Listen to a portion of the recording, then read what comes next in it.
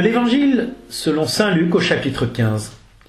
Jésus dit encore : un homme avait 2 fils. Le plus jeune dit à son père : Père, donne-moi la part de fortune qui me revient. Et le père leur partagea ses biens. Peu de jours après, le plus jeune rassembla tout ce qu'il avait et partit pour un pays lointain où il dilapida sa fortune en menant une vie de désordre. Il avait tout dépensé quand une grande famine survint dans ce pays, et il commença à se trouver dans le besoin.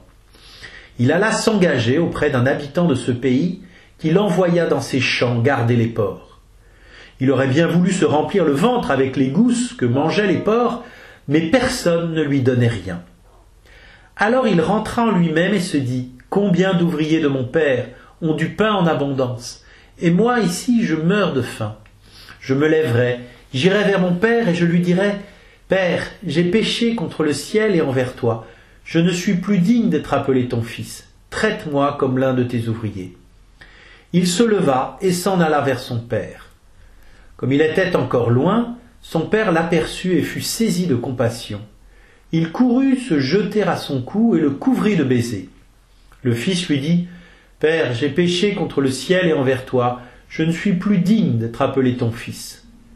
Mais le père dit à ses serviteurs : Vite, apportez le plus beau vêtement pour l'habiller.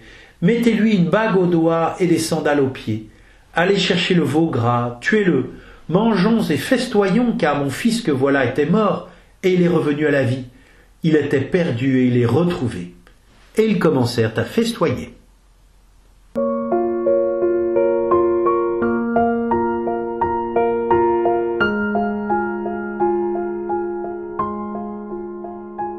Je suis venu pour les malades et les pécheurs, nous dit Jésus. Dans ses premiers discours après la résurrection, Pierre dit avec enthousiasme que par sa mort et sa résurrection, Jésus offre et obtient le pardon des péchés à tous ceux qui croient en lui. Jésus fait cela en assumant dans sa personne, lui qui est vraiment homme et vraiment Dieu, tout le drame de notre liberté qui se rebelle contre Dieu, de notre liberté qui est toujours là à craindre qu'en faisant la volonté du Père, elle disparaîtra et avec elle notre bonheur.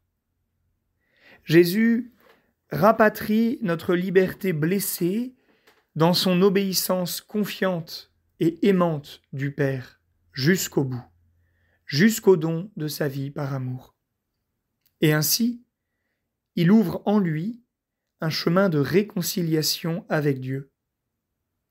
Il y a peu d'expériences plus belles et plus profondes de ce qu'est l'amour de Dieu pour nous que celles que nous pouvons faire lorsque nous expérimentons sa miséricorde dans le pardon de nos péchés. Là, nous goûtons la totale gratuité de son amour, le caractère inconditionnel de sa tendresse pour nous. Dans cette miséricorde, une limite infranchissable est posée au mal dans notre vie. Par elle, par cette miséricorde, à jamais notre dignité est préservée, quelque mal, quelque péché que nous ayons pu commettre.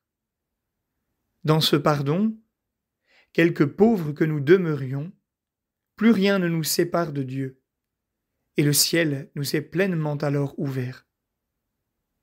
Nous savons par ailleurs que nous vivons avec un cœur marqué par notre histoire, faite de blessures et d'offenses. Chaque fois que nous n'avons pas été compris, entendus, soutenus, considérés, chaque fois que nous avons manqué d'amour, par la faute ou non de nos proches, s'est inscrit en nous une blessure qui peut nourrir en nous une amertume, une rancune. À cause de cela, nous avons des difficultés à nous aimer nous-mêmes et à vivre une relation parfaitement apaisée avec nos proches. Dans sa miséricorde, le Seigneur nous rend capables avec lui de pardonner, d'accepter notre pauvreté sans en tenir de rigueur à ceux qui en sont la cause, et de laisser cette pauvreté être comblée par son Esprit Saint.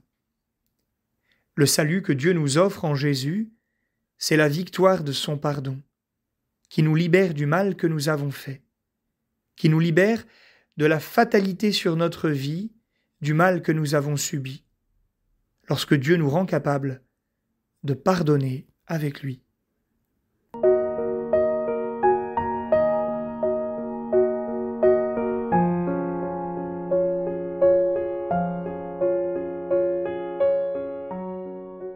Mise en pratique. Premièrement, cette semaine, je prends le temps d'aller me confesser pour recevoir le pardon de Dieu. Deuxièmement, toute cette semaine, je prie pour quelqu'un qui m'a offensé et j'essaye de lui accorder mon pardon.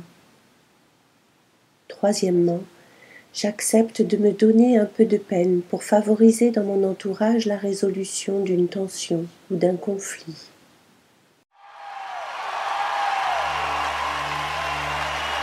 Je suis dans la joie, une joie immense. Je suis dans l'allégresse, car mon Dieu m'a libéré. Je suis dans la joie, une joie immense. Je suis dans l'allégresse, car mon Dieu m'a libéré.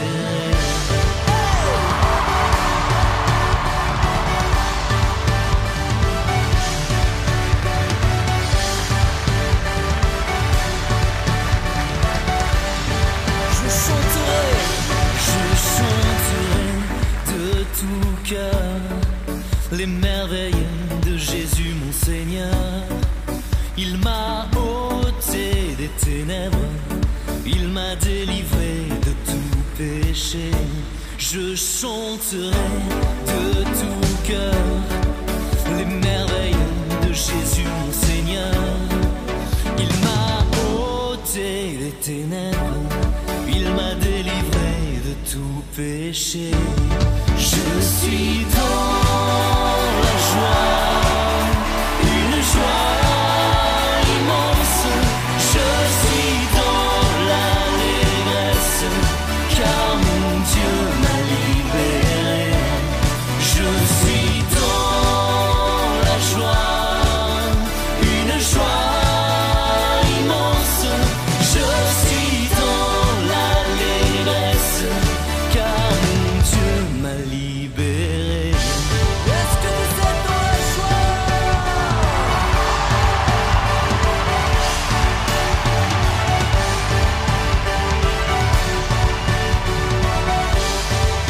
Car mon Dieu est fidèle, il ne m'abandonne jamais. Je n'ai plus rien à craindre, car mon Dieu m'a libéré.